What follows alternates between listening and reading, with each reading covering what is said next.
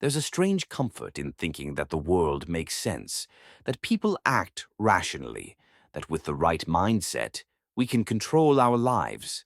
But what if none of that is true?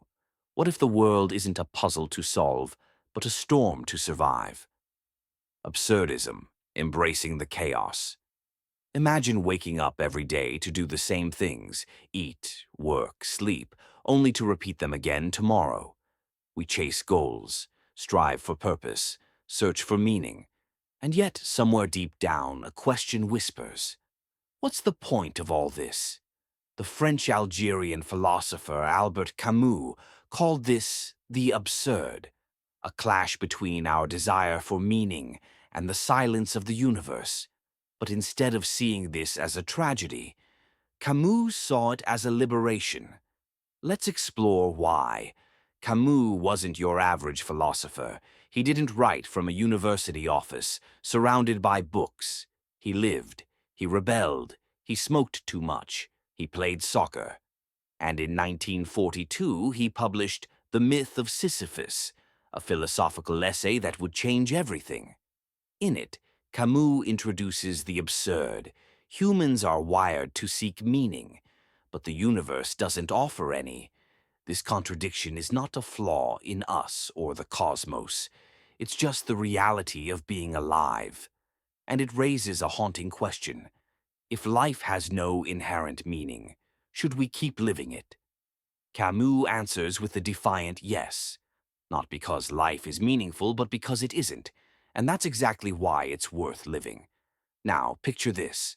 A man cursed by the gods, forced to roll a massive boulder up a mountain, only to watch it roll back down. Forever. That's Sisyphus. To Camus, Sisyphus is all of us. We wake, we work, we try, only to start over again. But here's the twist. Camus doesn't pity Sisyphus. He says we must imagine Sisyphus happy. Why? Because once Sisyphus accepts the absurdity of his fate, once he stops hoping for escape, he becomes free. He owns his struggle. He says, if this is my fate, then I choose it. And that is power. Most philosophies offer solutions. Religion promises eternal life. Existentialism suggests creating your own meaning. But absurdism, it says, let go of the need for answers. Camus isn't telling you to be a nihilist. He's not saying life is worthless. He's saying life has no built-in meaning, and that's okay. Instead of mourning the lack of meaning, we can celebrate it, because it means we're free.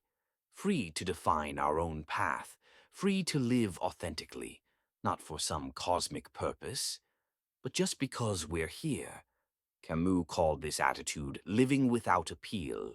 No higher judge, no ultimate reward, no eternal punishment. It's not easy. It means walking a tightrope without a safety net. But it's also exhilarating. Because everything we do, every act of kindness, every moment of joy, becomes our own. Not dictated by fate, not guided by destiny, but chosen. Absurdism doesn't deny suffering. It embraces it, and then dares to laugh in its face. To live absurdly is to rebel, not with violence or anger, but with presence, with defiance. Camus writes, the only way to deal with an unfree world is to become so absolutely free that your very existence is an act of rebellion. Choosing to love in a meaningless world, that's rebellion. Creating art, that's rebellion. Getting out of bed when you feel like nothing matters, that's rebellion too. In this way, absurdism isn't pessimistic. It's deeply optimistic. Because it doesn't ask the universe for permission to live. It simply lives. So here's the question. What if you stopped looking for a grand purpose? What if you accepted that life is absurd and decided to live it fully anyway? That doesn't mean giving up. It means waking up, not to a world of meaning, but to a world of possibility. The absurd isn't a curse. It's a challenge, and meeting it head-on is the most human thing we can do. So the next time you feel like nothing makes sense, smile, because that means you're paying attention. And that's where real freedom begins.